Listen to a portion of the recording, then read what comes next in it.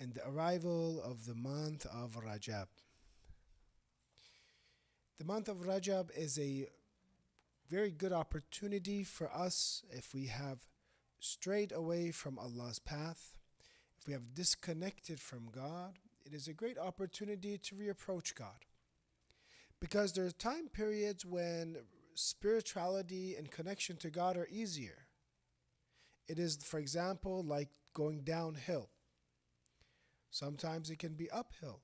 There are time periods where our heart does not want to worship, and the traditions talk about that idbar and iqbal of the heart.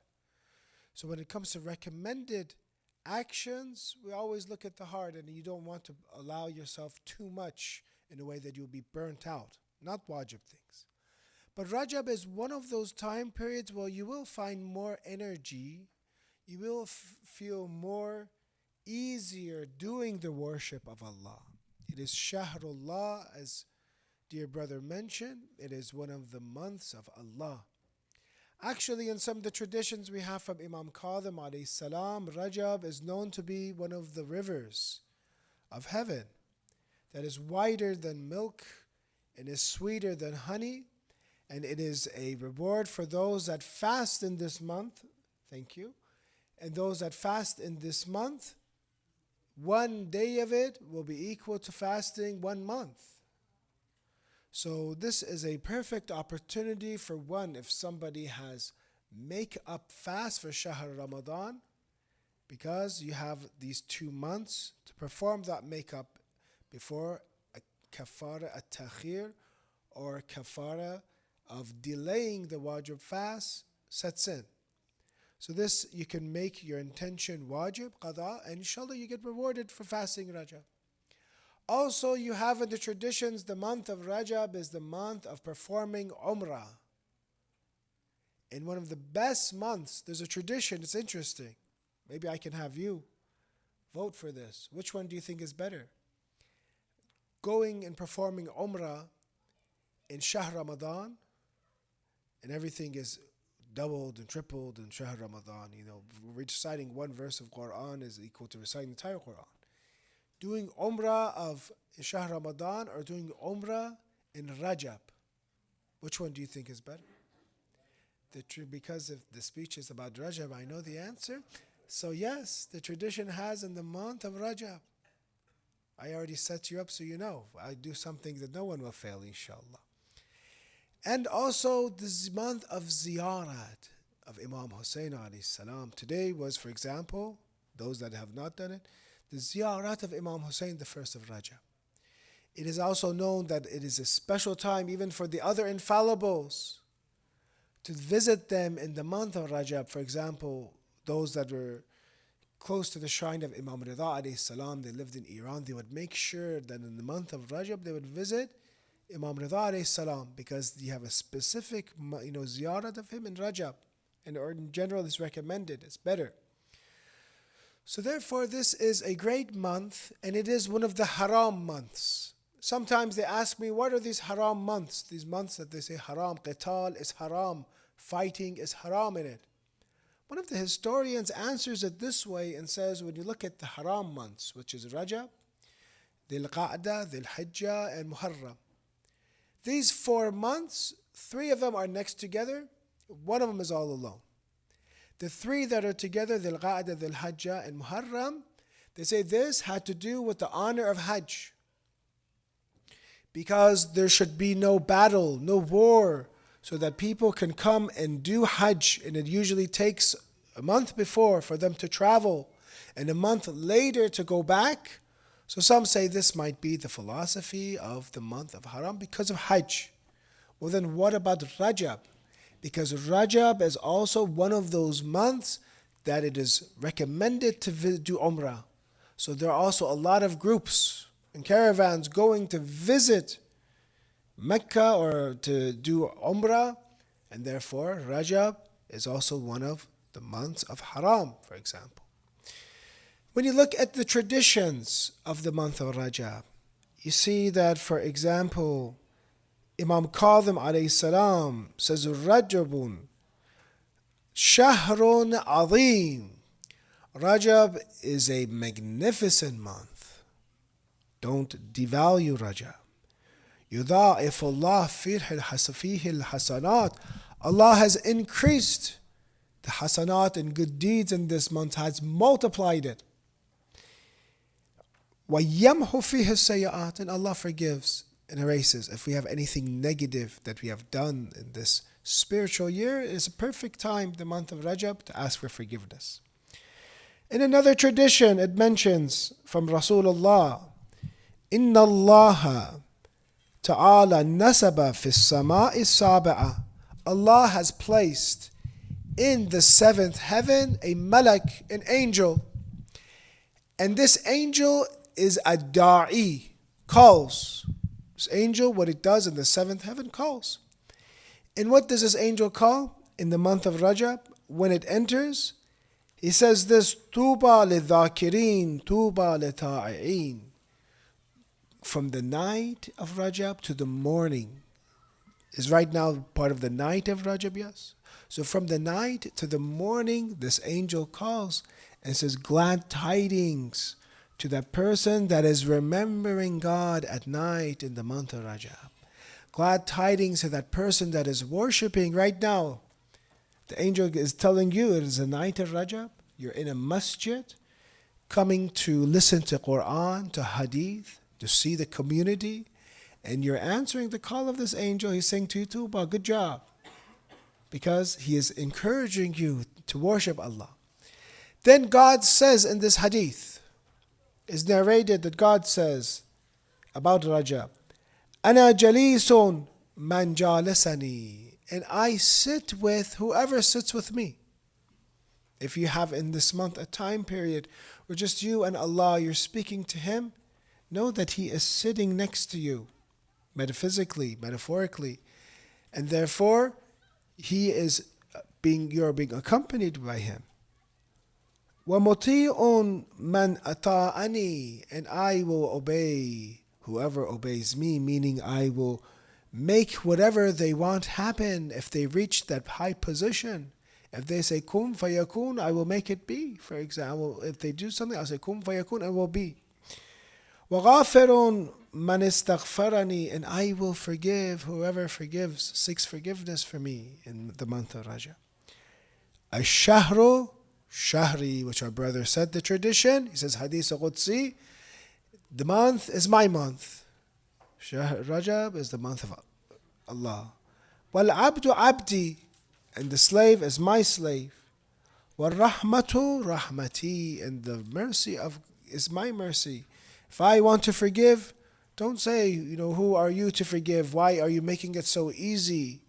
Some of the actions we have, it's so easy to ask for forgiveness.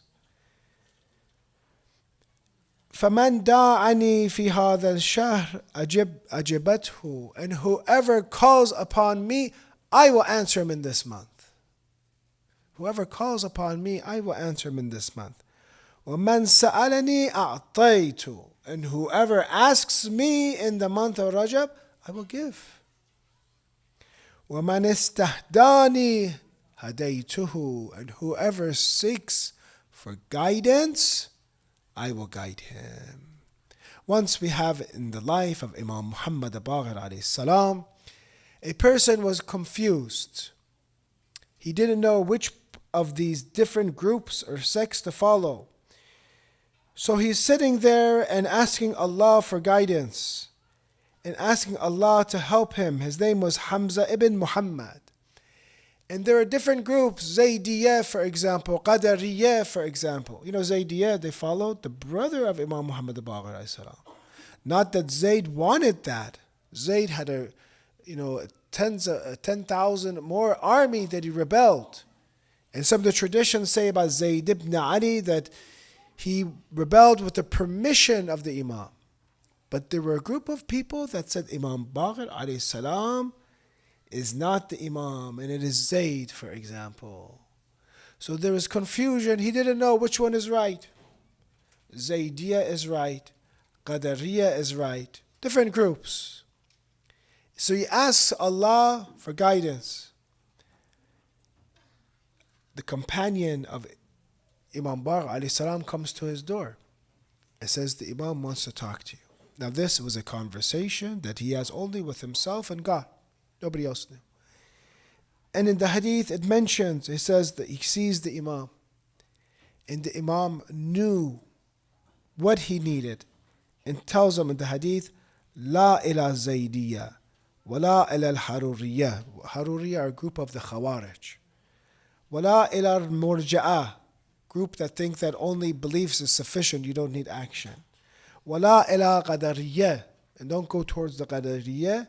Bal ilayna, come towards us, come towards us. And because miraculously Imam al-Baqir alayhi salam knew of this, he became guided. So whoever seeks guidance in this month, Allah will guide them, inshallah. And the tradition continues, وَجَعَلْتُ هَذَا الشَّهْرَ حَبْلًا بَيْنِي وَبَيْنَ عِبَادِي. And I have placed this month as a rope between me and my servants. So therefore you see that this month there has been a rope that has descended from the sky, if you can only see. And the tradition continues, فَمَنِ اعْتَسَمَ بِي وَصَلَ إِلَيْهِ. And whoever clings onto this rope in the month of Rajab reaches me. Unfortunately, we read these traditions, but we don't realize how much of an opportunity we have and how many opportunities we had before, and we've missed them. Pretty soon they'll be saying Rajab is over. How many times did you fast? How many du'as did you do? How many, for example, ziyarats did you do from afar? And it will be over very fast. A person came to Ayatollah Mar'ashi al-Najafi, great marja taqleed, buried in Qom, who compiled one of the largest libraries in the Islamic world by himself. Some of the Orientalists say this is a miracle. How can one person collect so many books? In some of his books he purchased, and he writes that I bought this book when I was hungry. He would even spend the money, instead of eating, buying books. He would perform salat for others, for those that have passed away, to get money, to get books. Some of his books you could buy homes with because they were manuscripts. You know, then after he passed away, he gave all these books waqf, so people can use. He didn't sell them or use them for example, financial gain. He gave them all for the Muslimin. And he's buried actually right in the library. I don't know anybody here in the Holy See of Qom ever visited Ayatollah al-Udhma Mar'ashi Najafi's library. It is one of those libraries that once we had an opportunity to meet. It's interesting that other libraries in the Islamic world, they learn from this library. The way they preserve. When I was there, for example, they were saying this manuscript is from Fakhr Razi. It's there. Handwriting of Fakhr Razi. And they said that, for example, we're putting this together and we're showing other libraries in Iraq and other places. They said we teach them, we show them how to get these manuscripts, preserve them, and to be able to sometimes rejuvenate them. So he was crying. They came to him, and Ayatollah Mar'ashi al-Najafi was crying, was sad, and said that I'm old. I cannot even fast anymore. It's the 21st of Shahr Ramadan, for example. I can't even fast then. One day in Shahr Ramadan, I can't fast. But when I was younger, I would fast the month of Rajab and Sha'ban all together. Rajab and Sha'ban, I would attach it to Shahr Ramadan when I was young. But now I can't fast. Dear brother, dear sister, there will be a time, if God gives you long life, there will be a time where we cannot fast anymore possibly. It will be too difficult for us. Or that worship that you want to do, that worship will be without energy, because when you're young, that is when worship of Allah has a different meaning. Our teacher Shaykh Ahmad al-Mujtahidi would always say that Ayatollah al-Udhma Bahjat became Bahjat when he was young. He didn't become Ayatollah Bahjat when his beard became white. He became Ayatollah Bahjat when he was young.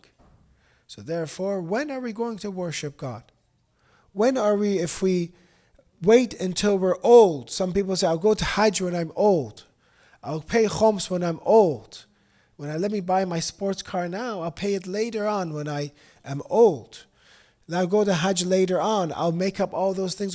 First of all, how do I know I have such a long life? Two, when you're at that age, you don't have that energy anymore to stand up, to pray. A young person, you ask him, pray, for example, 100 units. If he's energy, he can.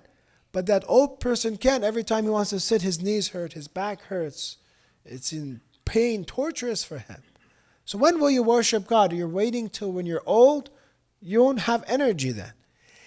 When you are young, you're intoxicated, the poet says. You're intoxicated.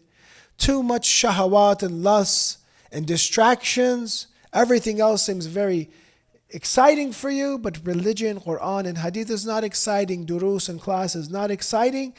Then the poet says, then when will you worship God? When you were young, you were intoxicated. When you were old, you were too old to worship. Then when are you a worshiper of God? The only solution is to those especially that are young, that are capable, while you have a chance, worship God. While the month of Rajab is upon us, take advantage of it. I'm telling myself more than anybody else because it will pass very fast. Imam Baqir alayhi salam is a great imam that we have. All of our imams are great. And all of our imams would do the same exact thing according to that circumstance and position. But this 19 years of imamat of Imam Baqir alayhi salam, from the year 95 that he became an imam. He was born in the year of 57. He was maybe 4 years old in the Battle of Karbala. So 57 he was born.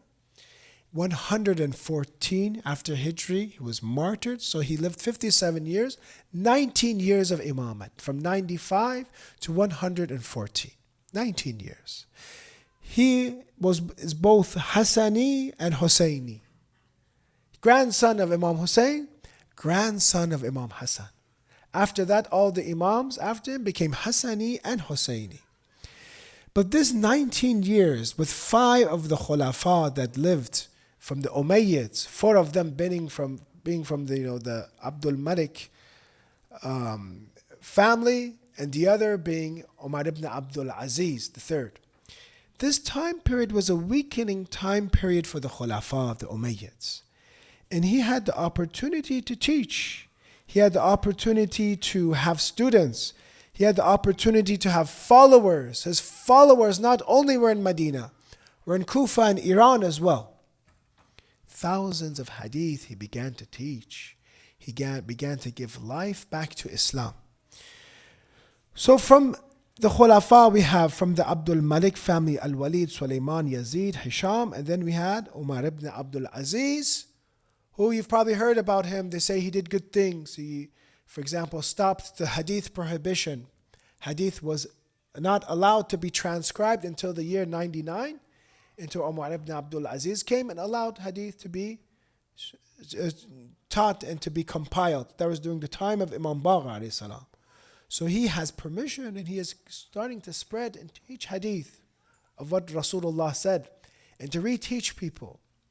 Umar ibn Abdul Aziz, we necessarily don't say he was a good person, because the problem we have with him is that why was he ruling? He does not have authority to rule. Even if he's a good person, he does good things for Ahlul Bayt. But he does not have the authority to rule. And that is haram, that is a sin. You cannot rule without authority. So therefore we see the life of Imam Baqir alayhi salam as the splitter of knowledge. That many of the narrations today that we have are either from Imam Baqir alayhi salam, Imam Sadiq, Imam Baqir, Imam Sadiq, Imam Baqir, Imam Sadiq alayhi salam. And many students, for example, Muhammad ibn Muslim or Jabir ibn Yazid al-Juhfi, great students, some of them 70,000 narrations they would have. But the Imam at that time was very careful to guide the followers of Ali Muhammad. And he gave instructions to them to be careful, to make sure that they do not go towards the wrong path. Let's recite Salawat ala Muhammad wa ali Muhammad.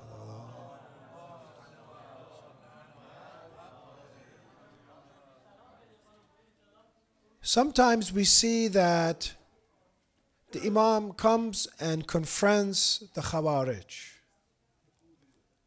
the leaders of Khawarij.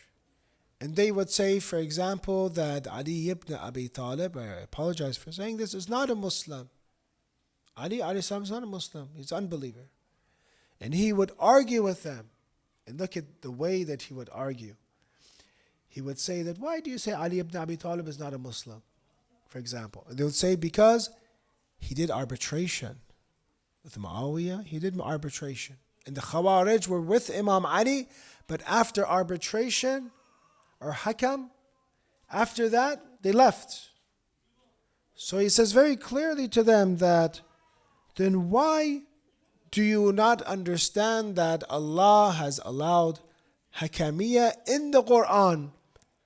Allah has allowed arbitration in the Holy Quran. Which verse in the Quran talks about arbitration? Surah An-Nisa, verse 35. It says, وَإِنْ خِفْتُمْ شِقَاقَ بَيْنِهِمَا, between wife, husband and wife. And if you fear that there is shiqaq, if you fear that there is a breach between them, فَابْعَثُوا حَكَمًا مِنْ أَهْلِكَ, حَكَمًا مِنْ أَهْلِهِ. Have for them an arbitration from their family. Somebody that comes and says, okay, you do this, and they listen. That's what arbitration means. Whatever that hakam says. So why do you say that Imam Ali, what he did was wrong, when in the Quran there is this? Dalil number one. Dalil number two, Rasulullah, with Bani Qurayza, he chose an arbitrator, Sa'd ibn Ma'adh. He did arbitration, said whatever he says, that's what's going to happen from now on. So this is not something that is disbelief. So the Imam confronts and defends the ideology of Shiism, of Ahlul Bayt alayhi salam, with pure reasoning. During the final of the Khulafa that he lived under, which was the life of Hisham ibn Abdul Malik, we see that the Imam is sent to Syria, to Sham. When he's sent to Syria, to Sham, we see that there is a Christian priest, a Christian holy man. And the Imam comes and sees that this Christian leader, religious leader, has many followers. So he comes to him and asks him a few questions. And the conversation is like this, is related in the books. He says, are you one of us? Are you Christian or you're Muslim?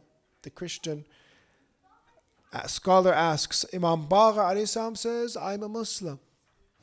He says, are you a Muslim scholar or are you an ignorant Muslim? The Imam is very humble. Even though he's the Imam, he says, I'm not an ignorant one. He doesn't say I'm a scholar. He's humble. I'm not an ignorant one. He said, should I ask you questions first or you ask me? And the Imam asks, if you would like, ask me. So he gives him a question, and let's see if you know the answer to this. He says, you Muslims, the bishop says, you claim that the residents of heaven eat and drink without discharging excrements, without using the restroom. You see that there's heaven and they eat, but heaven in the Holy Quran does not talk about use of the restroom. So how does this work? Because we believe obviously in a physical resurrection, physical heaven. So the Imam, and he asked, is there any example in this world that you can eat, for example, and you cannot have to use the restroom? And the Imam answers to him and says, yes, the obvious analog or example is the fetus feeding in the mother's womb without discharging any excrements. I looked this up. In science, they say that that fetus is getting nutrients, obviously, through the umbilical cord, but the waste of it gets absorbed by the body parts of the mother. There's no, generally, there's no feces for that fetus. There's no fetus. So he had knowledge of this, and he answers him. Says, if you say heaven, they eat and there's no feces, well, the example of it is, in this world, the fetus does not have waste. Or in that, how we see feces. It has a waste that's absolved, but not what we say. Two, he says that heavenly blessings, you say, do not become depleted. They keep eating and eating and eating and eating. MashaAllah, some of us in heaven, the first thing we'll be doing is just eating and eating, because we will not get fat in heaven, inshallah. You just keep eating, and the difference is in this world, you eat 1, 2, 3 sweets or whatever you like, fruit. Each one has diminishing taste for us. Each second, third, fourth, you get sick of it. But in heaven, you don't. The second one tastes great. Third one tastes maybe even better. Fourth, fifth. You keep going, and in heaven, it does not diminish. The fruit of heaven in the Holy Quran there's no limited supply. It's not seasonal. It says, why do you believe in such a heaven that it doesn't diminish? How can it? Obviously, you believe in a physical heaven, body and spirit. Things need to work properly. Do you have an example from this world that something would not diminish? And Imam al-Baqir alayhi salam answers and says, the obvious analogy in the sensible world is that of fire. Fire, if you light hundreds of candles from the flame of a candle, the first flame, as it will not be decreased, the first flame. And you see that God in the Quran, actually one of the miracles and one of the places in the Quran talks about the fire. Because if you think of it, how each candle, you light 100 candles, none of these diminishes. Keeps going and going and going. So it's possible in the other heaven that there are things that you be presented won't diminish. When you look at fire in the Holy Quran, in Surah Al-Waqi'ah, it talks about أَفَرَأَيْتُمُ النَّارَ الَّتِي تُورُونَ. Allah mentions to the mushrikeen, have you considered the fire which you strike? أَأَنْتُمْ أَنْشَأْتُمْ شَجَرَتَهَا أَمْ نَحْنُ الْمُنْشِئُونَ.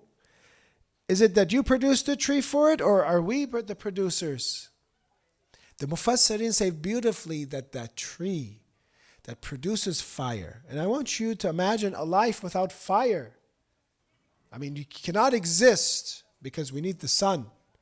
You need water and you need heat, obviously, for life. So therefore, the sun, without the sun working, let's imagine even without the sun, cooking your food. And how much food that we, especially when we eat and consume that food, how much heat. Remember the time of COVID, everyone would say, warm up your food, warm up your food. What a blessing it is to be able to heat your food, to have energy for that food. And that fire itself is so hot. A candle is something like 1,000 degrees, something like a candle. And we use it for the industry today. You use it to drive today, you use the fire, the combustion engine. You used it to come to the masjid. You used it for your car to be manufactured. That steel that was produced was from fire, was melted, had energy. Everything we look in the industrial and the Quran, how beautifully it says, أَفَرَأَيْتُمُ النَّارَ الَّتِي تُورُونَ. Do you not consider? Don't you not look at it? Don't you ponder? It says, did you do it, or did we? Fire is from us. Before it says water is from us. Precipitation is from us. Planting of the seeds and crops are from us. Because a Muslim is a muwahhid. A Muslim looks at everything from God and believes in tawheedul af'al, that our actions are from God. So therefore you see that the fire is nothing but in reality preservation of the energy of the sun. Because that tree that is being burned is actually from photosynthesis. And that photosynthesis is nothing but the plant growing from the energy that it gets from the sun and nutrients. So then that energy gets preserved and you set it on fire. If that tree did not get that energy would be wasted. So therefore you see that the Imam answers him and talks a bit about the fire. And there in the story that the religious Christian or the scholar becomes upset and actually criticizes the people and says, I thought that, you brought to me a normal person, you brought to me one who was such a scholar, and he gets upset and leaves. So the Imams would answer people with knowledge. And there's no place you ever see in history where they ask the question of the Imams and the Imams say, I don't know. You don't see any debate or argument that the Imams would ever lose. So they would always, you see, the Khulafa would try to hide the Imams after a while, after Imam Baqir, Imam Sa'ad. So we cannot deal with them anymore. Cannot deal with them. We have to put them in prison. We have to extinguish that light. And even in prison, Imam Qadim alayhi salam would guide people. Now, one of the ways that the Imam would guide people is through teaching them and through tarbiyat of some of his great companions. One of his companions that I'd like to talk about tonight, I want to say a story about him and then read some of the narration advice that the Imam gives to him, is Jabir ibn Yazid al-Juhfi. Maybe you've heard of this narrator, maybe you haven't. There's some ikhtilaf about this narrator. Some say there is some ta'an, there is some wording that they use against him. But generally, scholars like Ayatollah al-Uzma Khu'i accept him. And some of our scholars say he's one of the greatest, one of the greats. And if you put our Maraja Taqlid together, they wouldn't equal to one of him, for example. He's a great scholar. So Jabir ibn Yazid al-Ju'fi is, just to give you some background about him, is a person that when you look at the book of Amaliyat Tusi, you see that he studies with Imam Baqir alayhi salam for 18 years. And then it's mentioned that when he came to him, فَلَمَّا أَرَدْتُ الْخُرُوجِ وَدَّعْتُهُ وَقُلْتُ أَفْدِنِي فَقَالَ بَعْدَ 18 سَنَةٍ. I came to leave the Imam and I asked the Imam, benefit me. And the Imam asked, after 18 years, you're still asking for advice? 18 years. 70,000 hadith later on, Jabir ibn Yazid has. Thousands of hadith he learned from the Imam. And he wants to say goodbye. And he's still humbly asking Imam, why don't you give me some more advice? Benefit me. Showing you that there's no amount of knowledge you can ever gain and say, I graduated, for example, from school of Ahlul Bayt. There's too much. I've gained everything they know. That's done. Let's go study something else. Let's go master something else. There's no graduation. So Jabir ibn Yazid al-Ju'fi says, benefit me. He says, benefit me. And then he says to him, Imam says, after 18 years, and the answer that he gives is a beautiful answer. He says that, قُلْتُ نَعَمْ, yes, إِنَّكُمْ بَحْرٌ لَا يُنْزَفُ وَلَا يُبْلَغُ قَعْرُ. You are a sea, Imam Baqir, you are a sea of endless water whose depth cannot be measured. Imagine an ocean that you cannot see the depth. Even the oceans today we know the depth of it, for example. He says an endless body of water that cannot be measured. So the story that I was going to share is this. It's in the book of Al-Kafi. And this is what caused confusion about the life of this narrator of Jabir ibn Yazid al-Ju'fi. He is coming back to Kufa with one of the narrators. And when he's coming back, it is said that a letter comes. He receives a letter before he comes to Kufa. ثم أمسك الكتاب فما رأيت ضاحكا ولا مسرورا حتى وافي الكوفة. The narrator says, a letter comes sealed. And when this letter that is sealed comes to Jabir ibn Yazid al-Ju'fi, it says, he looks at it, and there he takes this letter, فَقَبَّلَهُ وَوَضَعَهُ عَلَى عَيْنَيْهِ. He kisses it and puts it on his eyes. The letter of Imam Muhammad al-Baqir. But he doesn't reveal what the letter is to the narrator. They just go. They go, and from there, it is mentioned that it is the next morning. The narrator says, I came to enter the place where Jabir ibn Yazid al-Ju'fi was sleeping. And it says, I came to out of respect for him because he was a great person. فلما أصبحت آتيته إعظاما له فوجدته قد خرج علي في عنقي. Came to see him, I see on his neck is placed something. وقد علقها وقد ركب قصبا, and I see him, he is riding a straw, a bamboo stick, a straw, like a crazy person. وهو يقول أجد منصور ابن جمهور أميرا, he's saying weird things that don't make sense. This great scholar is now speaking nonsense. It's crazy, he lost it. And children are gathering around him. And he's basically making a fool of himself. So he says, I looked at Jabir and he sees me and I begin to cry. Because imagine, the greatest scholar, one of the greatest companions of the Imams has lost it, has become crazy. There, Hisham ibn Abdul Malik writes a letter. Hisham ibn Abdul Malik writes a letter to the governor of Kufa and says, يقال له جابر بن يزيد الجوفي فاضرب عنقه. He says that when you find this person, Jabir ibn Yazid al-Ju'fi, hit him in his neck, decapitate him, kill him.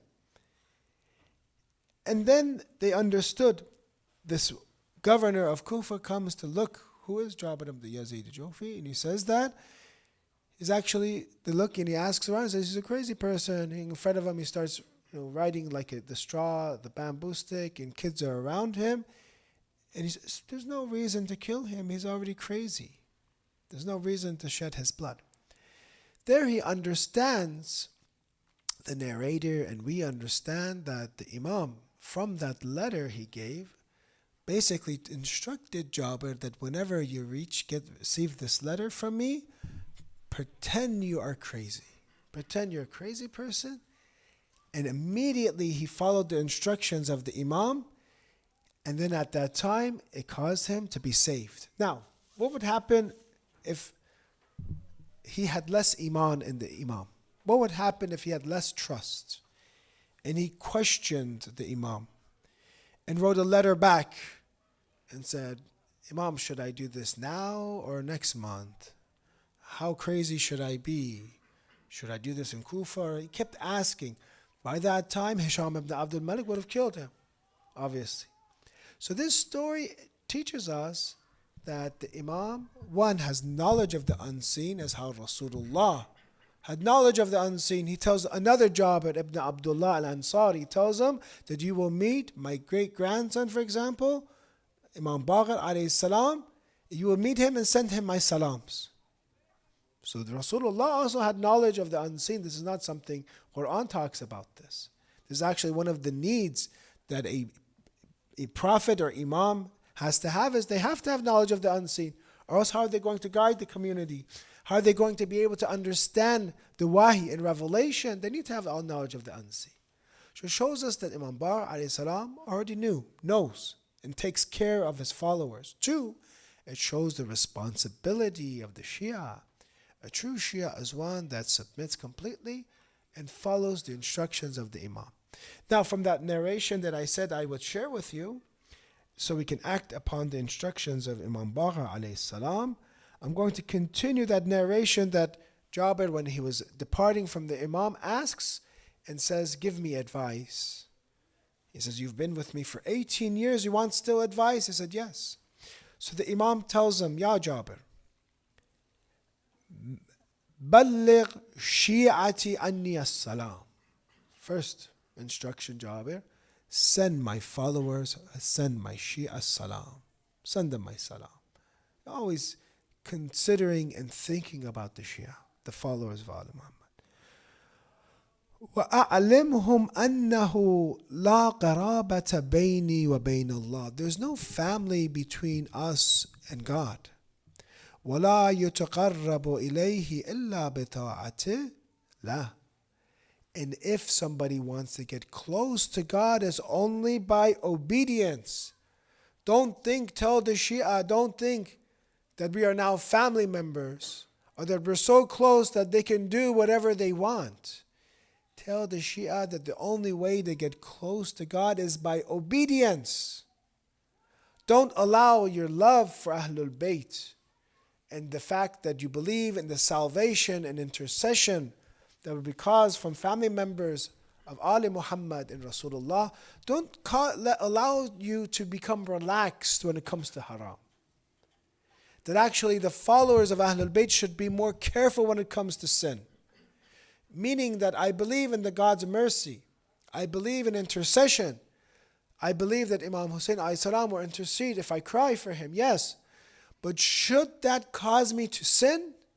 Or should that cause me to act more and be encouraged more and be more hopeful so I can go more in the path of piety? And if you look at the scholars and you look at the true followers, a person that understands the instructions never allowed that intercession or shafa'at to cause them to be more relaxed. And yet we find our ulama are the most strict when it comes to halal and haram, the most fearful, but at the same time the most hopeful in the mercy of Allah. They're between fear and hope. Don't say I'm a Shia and that's it. Imam al-Baqir saying that there's now your family and God will never burn us, God will never punish us. And this is a distinguishing characteristic of Islam and of Shiism, is that your faith is not sufficient for you. Don't think, I believe, you're saved. No, now that you believe, you are more responsible. You have to act better. You cannot lie. You cannot cheat. You cannot deceive people. You have to have sincerity and ikhlas. This is one of the beautiful things about Islam that other religions do not have. Other religions say salvation is in belief only. Just believe that this being is your savior and that's it. Relax.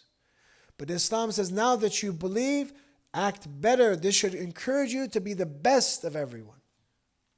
Other religions say the fact that your mother, for example, is part of this religion, you are chosen of God now because of your mother. So there's no qarabah, there's no family. Jabir, you're my student. Even you as my student, I spent 18 years with you. I'm not going to save you. You can only save yourself. You can only save yourself. Yes, there will be intercession, but your actions are the ones that will save you. Your actions. Ya Jabir, man ata Allah wa ahabbana fahuwa waliyuna. Whoever obeys God and loves us. Unfortunately, there are some that just think if we love the Prophet, we love Islam, we love the family, that's it. That's it. There's no more. They're not going to ask me anything. There's no accountability. I can do and treat people however miserably I want to treat them. No.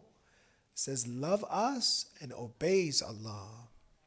وَمَنْ عَصَى اللَّهِ لَمْ يَنْفَعْهُ حُبُّنَا. And whoever sins, that our love will not be able to benefit them. Sinning is sinning. There's no green light for the Shia to be able to sin. Ya Jabir, man hadha alladhi yas'alullah falam yu'ti.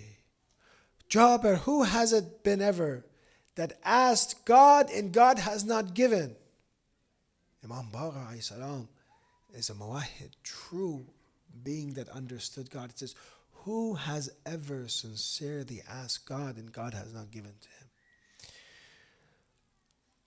أو توكل عليه فلم يكفه.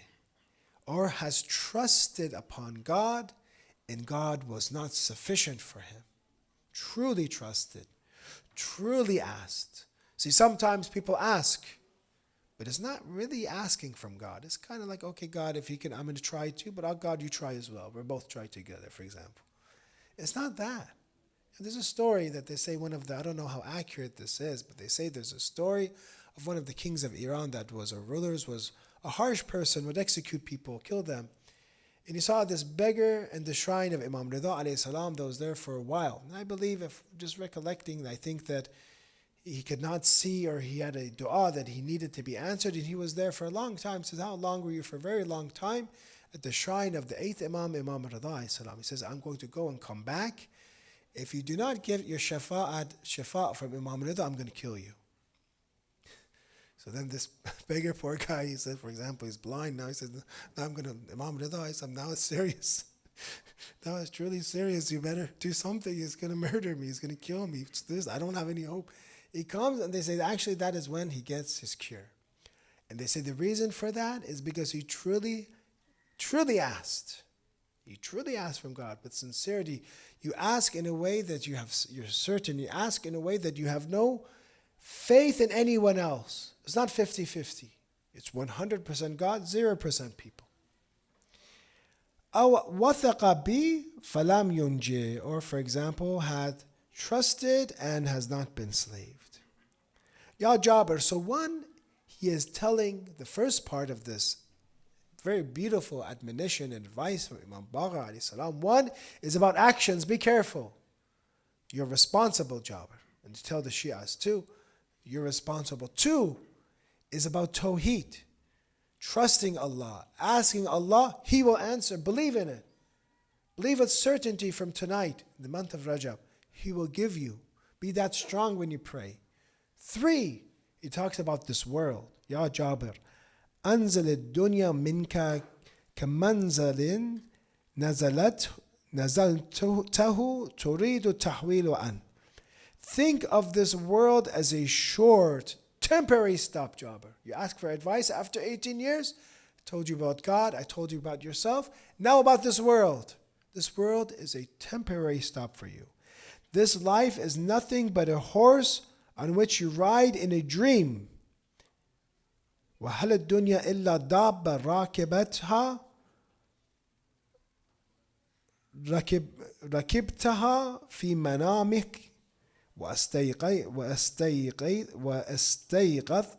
وأنت على فراشك غير راكب. Is this world not like when you ever had a dream of riding a horse and you wake up and you see, I'm not riding the horse anymore? This is the example of the world. He says, this world for you, Jabir, is a dream. That's how short this world is. We will be like this. They put us in the grave, they say, we wake up, that was such a short world. That was a dream for us. That was not real life. Now this is real life. Now what are we going to do? Ya Jabir, الدنيا عند ذوي الألباب كفيء الضلال. O Jabir, in the eyes of the intelligent, this world is the reward for those who have gone astray. Then he says, we'll end with this, لا إله إلا الله إعزاز لأهل دعوته. لا إله إلا الله, Jabir, is the support for those who invite people towards Allah. لا إله إلا الله is the support. الصلاة تثبيت للإخلاص. Prayer and salat is confirmation of sincerity, is to make us sincere.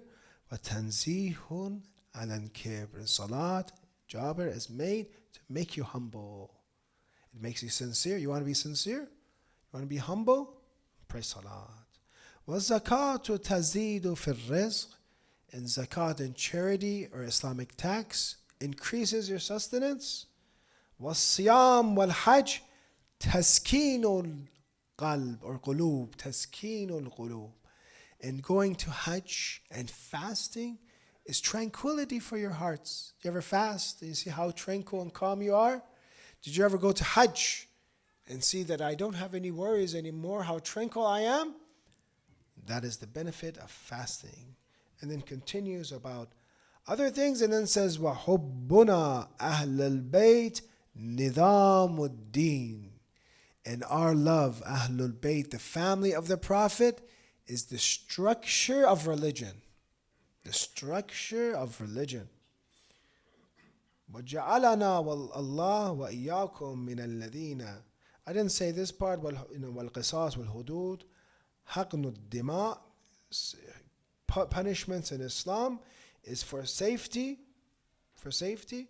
It says, وَجَعَلَنَا اللَّهُ وَإِيَّاكُمْ مِنَ الَّذِينَ. And may Allah make you, Jabir, and me, and us, من الذين يخشون ربهم بالغيب وهم من الساعة مشفقون. May Allah make us of those who fear God, who fear their Lord, the unseen, and who are fearful of the day of judgment. May Allah make us of this in the day of judgment fearful. So therefore we understand from the advice of Imam al-Baqir alayhi salam that we are responsible for our actions, that we have to look at Tawheed and Allah in a different way, trusting Him sincerely, and that this world, this life that we live in today is nothing but a dream.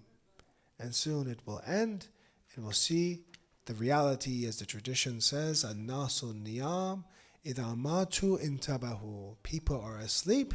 When they die, they wake up. May Allah, inshallah, make us of those that truly believe in the Tawheed and oneness of God, truly have a good connection to Him. Make us of the worshippers of a God in the month of Rajab. Make us of those that fast in the month of Rajab, and make us of the sincere followers of Ahlul Bayt. May God give protection to the oppressed. May God give victory, inshallah, to those that are helping the oppressed, inshallah. May God give shafa and cure to all those that are sick. May God have mercy on all the departed, and may God expedite the return of the Imam of the age with a salawat ala Muhammad wa ali Muhammad.